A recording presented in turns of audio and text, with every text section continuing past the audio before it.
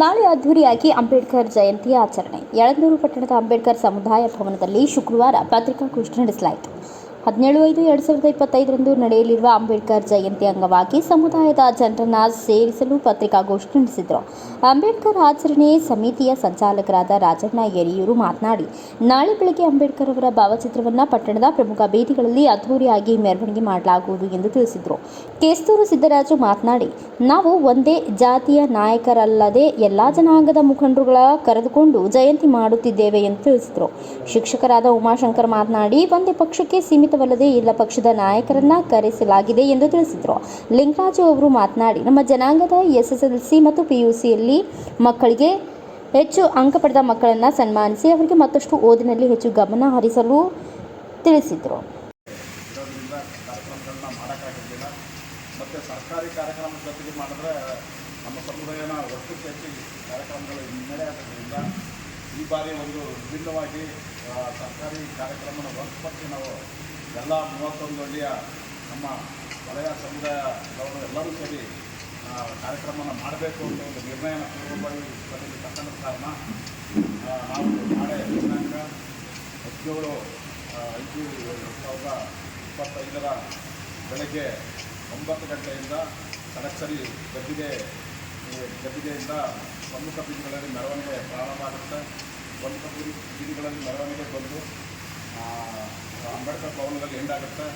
ಮತ್ತು 1 ಗಂಟೆಗೆ ಸರಿಯಾಗಿ 1 ಗಂಟೆಗೆ SC ಮಹದೇವಪುರ ಮತ್ತು ಮುಖ್ಯ ಅತಿಥಿಗಳು ಏನು ಇನ್ನೊಂದು ಅವರು 1 ಗಂಟೆಗೆ ವೇದಿಕೆ ಕಾರ್ಯಕ್ರಮನ ಬಾಬಾ ಸಾಹೇಬ್ ಅಂಬೇಡ್ಕರ್ ಅವರ ಭವನದಲ್ಲಿ ನಾವು ಇಂಡೋರ್ ಕಾರ್ಯಕ್ರಮ ಮಾಡ್ತಿದ್ದು, ಮತ್ತು ಈ ಕಾರ್ಯಕ್ರಮಕ್ಕೆ ಅತಿ ಹೆಚ್ಚಿನ ಸಂಖ್ಯೆಯಲ್ಲಿ ನಮ್ಮ ಯಳಂದೂರು ತಾಲೂಕು ಮತ್ತು ಅಕ್ಕಪಕ್ಕದ ತಾಲೂಕಿನ ದಲಿತ ಸಮುದಾಯದ ಜನರು ಹೆಚ್ಚು ಸಂಖ್ಯೆಯಲ್ಲಿ ಬಂದು ಈ ಕಾರ್ಯಕ್ರಮವನ್ನು ಯಶಸ್ವಿಗೊಳಿಸಿಕೊಳ್ಳಬೇಕು ಅಂತ ಈ ನಾನು ಸಮಿತಿಯ ಎಲ್ಲರ ಪರವಾಗಿ ವಿನಂತಿಯನ್ನು ಮಾಡ್ತಾಯಿದ್ದೀನಿ. ಮತ್ತು ಈ ಉದ್ದೇಶಿ ಇನ್ನೂ ಕೆಲವು ಸಂಸ್ಥೆಗಳು ವಿಚಾರ ಮಾತಾಡ್ತಾರೆ, ಅವ್ರಿಗೆ ಅವಕಾಶ ಮಾಡಿಕೊಡ್ತೀನಿ. ಉದ್ಯೋಗ ತಮಗೆಲ್ಲ ಹೋಗ್ತೀನಿ.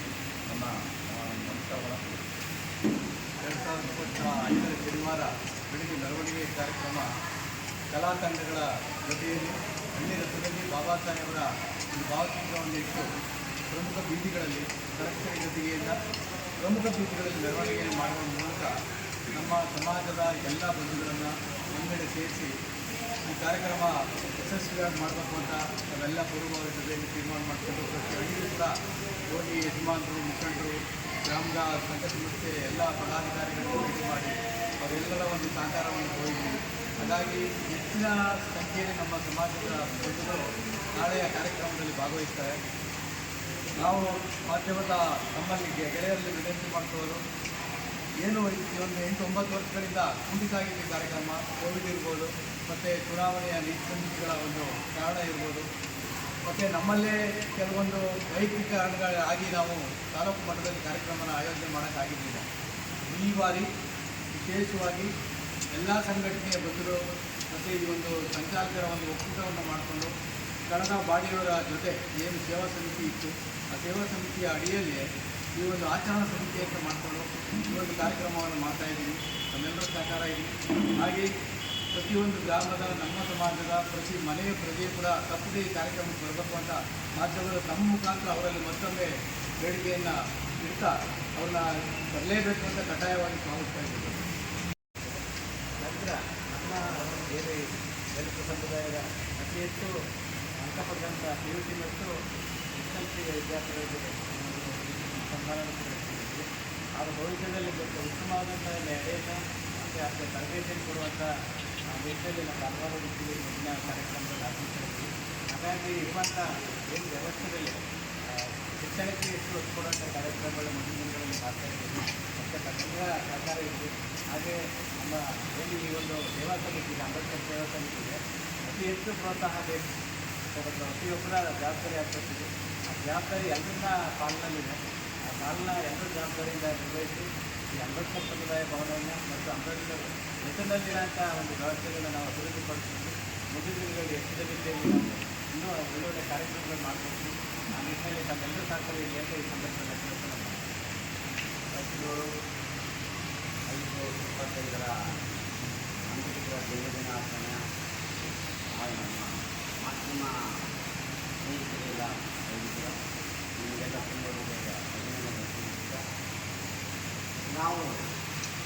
ಸುಮಾರು ಈಗ 9 ವರ್ಷದಿಂದ ನಾವು ಯಾವುದೇ ಜಯಂತಿ ನಾವು ಆಚರಿಸ್ತೀವಿ. ಏಕೆಂದರೆ ನಮ್ಮ ಹಲವಾರು ಕಾರಣಗಳಿಂದಾಗಿ ಜಯಂತಿ ಆಗಲಿಲ್ಲ.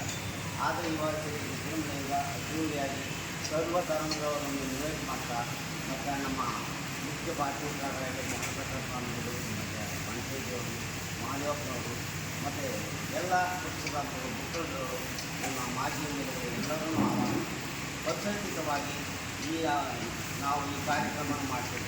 ಮಾದರಿಯಾಗಿ ಇಡೀ ಜಿಲ್ಲೆಯಲ್ಲೇ ಮಾದರಿಯಾಗಿ ಒಂದು ಹೆಸರು ಪಡೆಯಬೇಕು, ಒಂದು ಮಾದರಿಯಾಗಿ ವಿದ್ಯಾವಂತರಿಗೆ ಒಂದು ಅನುಕೂಲ ದಾರಿದೀಪ ಹೋಗಬೇಕು. ಆ ರೀತಿಯಲ್ಲಿ ಈ ಪ್ರಚಾರ ಕೈಗೊಂಡು ಹೆಚ್ಚಿನ ರೀತಿಯಲ್ಲಿ ತಿಳುವಳಿಕೆ ಬಂದು ನಮ್ಮ ಜನ ಒಗ್ಗಟ್ಟಾಗಿ ಸೇರಿ ಎಲ್ಲ ಸಹೋದರರು ಧರ್ಮದ ಸಮ್ಮೇಳನ ರೀತಿ ಮಾಡಿ ಇದನ್ನು ನಾವು ಅದ್ದೂರಿಯಾಗಿ ಮಾಡಬೇಕಂತ ತಮ್ಮಗಳಲ್ಲಿ ವಿನಂತಿಸುತ್ತೀನಿ.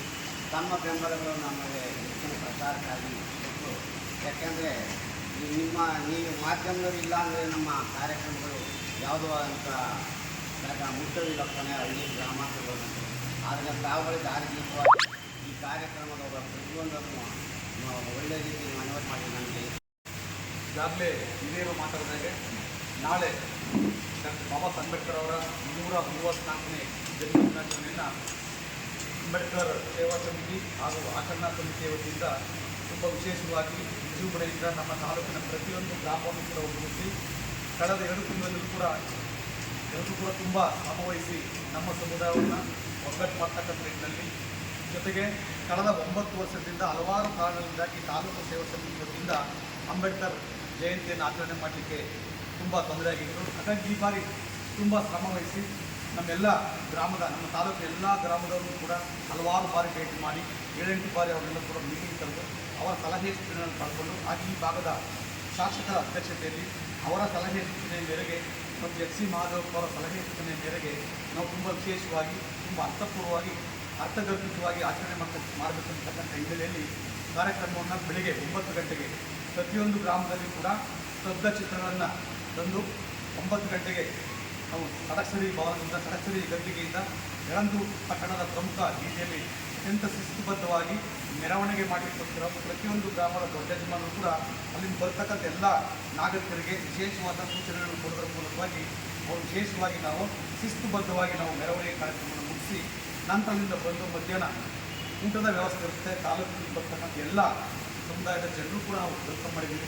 ಅವೆಲ್ಲರೂ ಕೂಡ ಊಟದ ಕಾರ್ಯಕ್ರಮ ಇರುತ್ತೆ. ಅದಾದ ನಂತರ ವೇದಿಕೆ ಕಾರ್ಯಕ್ರಮವನ್ನು ಇಂಡೋರಲ್ಲಿ ಇಟ್ಕೊಂಡಿದ್ದು ಆ ಒಂದು ಕಾರ್ಯಕ್ರಮದ ಅಧ್ಯಕ್ಷತೆಯನ್ನು ಕೃಷ್ಣಮೂರ್ತಿ ವಹಿಸಿದ್ದಾರೆ. ಹಾಗಾಗಿ ಪತ್ರಿಕಾ ಬಂಧುಗಳು ನಾಳೆ ಇರ್ತಕ್ಕಂಥ ಕಾರ್ಯಕ್ರಮಕ್ಕೆ ವಿಶೇಷವಾಗಿ ನಿಮಗೆ ಆಹ್ವಾನವನ್ನು ಈ ಒಂದು ಪತ್ರಿಕಾ ಮೀಟಿಂಗಲ್ಲಿ ಕೇಳ್ಕೊಳ್ತೀವಿ. ತಾವು ಕೂಡ ಭಾಗವಹಿಸಿ ನಮ್ಮ ಒಂದು ಸಮುದಾಯದ ಏಳಿಗೆಗೆ ನಿಮ್ಮ ಸಹಕಾರ ಕೂಡ ಬೇಕಾಗಿದೆ. ಅದಕ್ಕೆ ದಯಮಾಡಿ ನಮ್ಮ ಜೊತೆ ಸಕಾಲ ನಿಮ್ಮ ಸಹಕಾರ ಹೀಗೆ ಅಂತ ನಮಸ್ಕರಿಸ್ತಾ ನಾನು ಮಾತನಾಡ್ತೀನಿ. ಈ ಪತ್ರಿಕಾಗೋಷ್ಠಿಯಲ್ಲಿ ಮಲ್ಲು ಯರಗಂಬಳ್ಳಿ, ನಂಜುಂಡ, ವೈಕೆ ಮೂಳೆ, ಹೊನ್ನೂರು, ವೆಂಕಟೇಶ್, ರೇವಣ್ಣ, ನಾಗೇಂದ್ರ, ಪುಟ್ಟರಾಜು, ನಾರಾಯಣ, ಲಿಂಗರಾಜ್ ಮೂರ್ತಿ ಹಾಜರಿದ್ದರು. ಬ್ಯೂರೋ ರಿಪೋರ್ಟ್, ಸ್ವಾಮಿ ಬಳಿಪೇಟೆ, ಭಾರತ ವೈಭವ news, Yelandur. Thanks for watching. Read, discuss and debate with editor Dr. Yan Prashant Rao. Wanted reporters in print, digital and visual media for Bharat Vaibhav Daily Newspaper, BV News 5 Channel and BV Fast Web News from all the talukas of Karnataka, Goa and Maharashtra. If interested, send your resume to 9019229369.